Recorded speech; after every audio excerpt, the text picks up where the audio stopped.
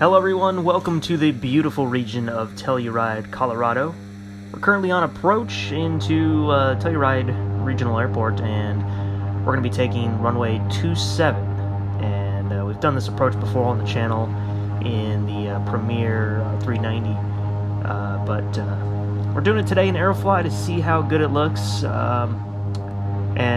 will be with the Oculus Rift on, which you'll see in just a moment.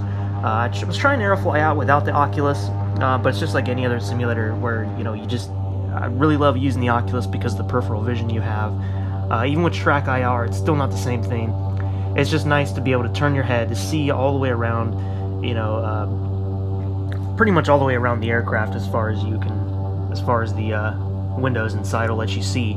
But, you know, you can really keep an eye on other traffic that's out there. Not that we have to deal with that right now. There's no AI traffic in the area.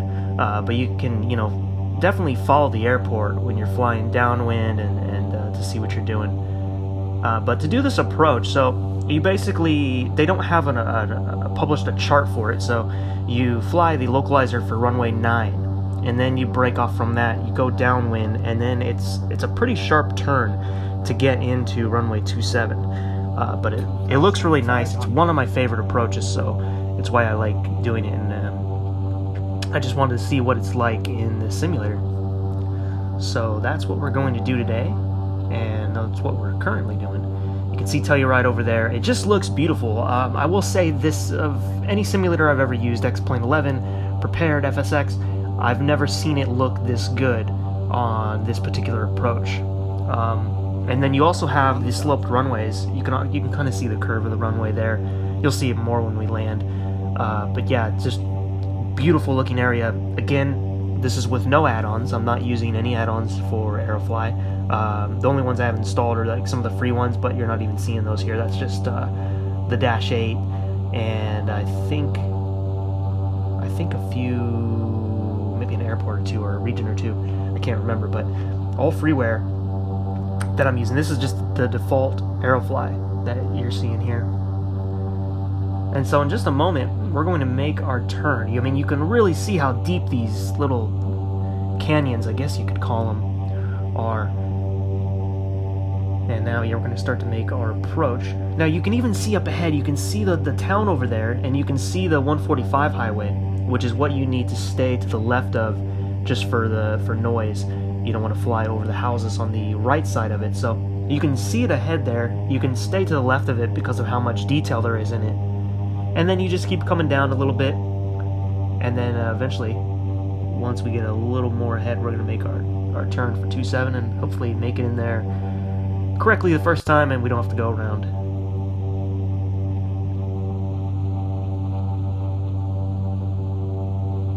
Just beautiful views out here. So I'm going to go ahead and just go sterile cockpit for this approach so you guys can hear the beautiful sounds of the airplane, and then I'll join up with you again once we've landed.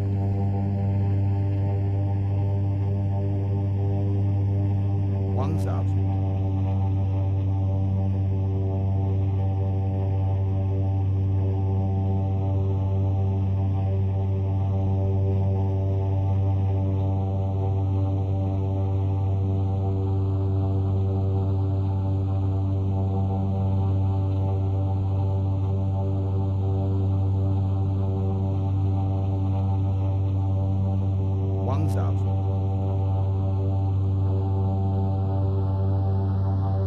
500, 400, 300, 200, 100, 50, 40, 30, 20.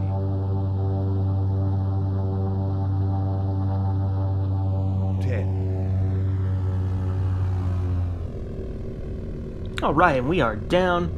You can see at the end of the runway there how it curves up, and that's very nice.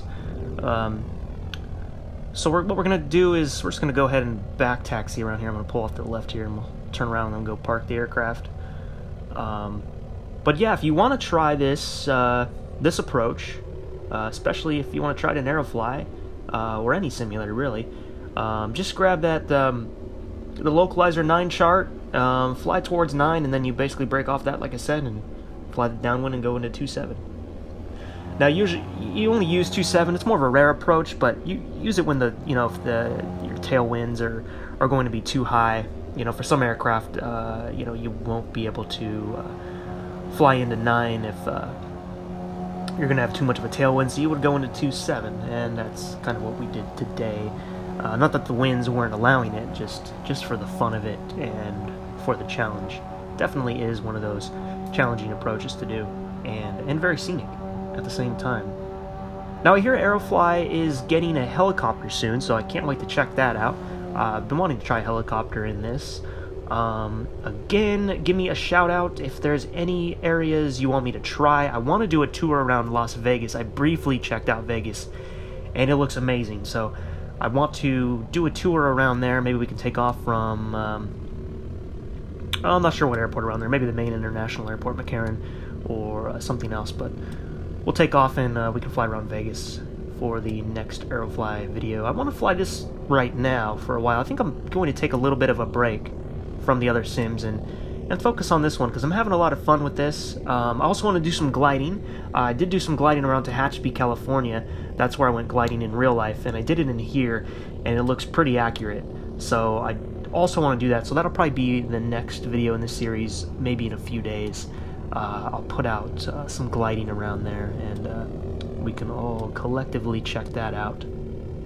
But yeah, I want to get a little creative with the camera angles. I know you can do things like, even with the Oculus on, if I move it to the wing and like put it down on my desk, I can get a nice wing shot, like a nice still wing shot, because it won't be attached to my head, or even glare shield. So there's different things you can do. I just need to figure out the replay mode in the Oculus, if I can get it to work with VR. I think you can, I just have to look into it. But yeah, expect more Aerofly FS2. If you haven't checked it out yet, you might want to do that. It's $60 on Steam. You can probably grab it during a sale coming up soon, but otherwise, it's a great sim. So thanks for checking out the video, guys. I'll see you next time. Take care.